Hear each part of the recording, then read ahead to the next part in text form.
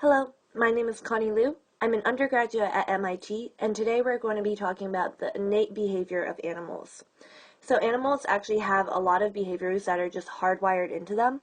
They can't hold back the urge of doing certain actions in response to certain stimuli. So all individuals in a population exhibit the same behavior despite the difference in environment. So if you're looking at a single species, such as, say, humans, we might all have the same behavior in we all, say, need to sleep at some point. We all share that behavior, despite if I'm in America and another human is in China. We're all going to be sharing that same behavior.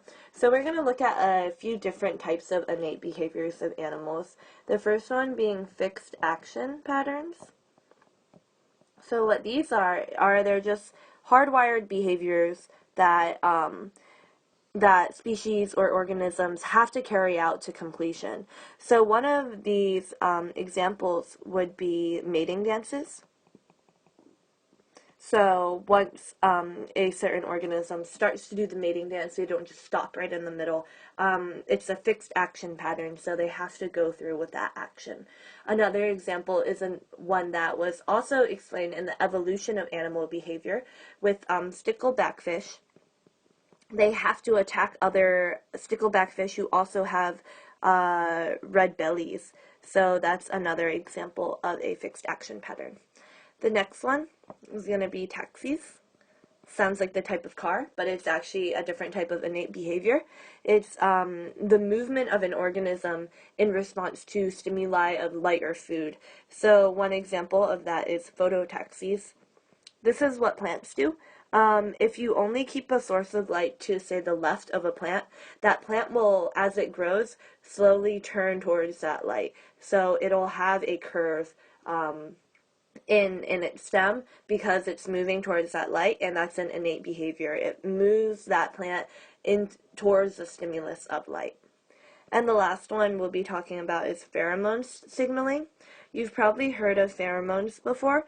Essentially, they're chemicals that are secreted by organisms that trigger a social response of other members of that species. So this has to do with, say, dogs peeing on trees. They're just marking their territory with their pheromones.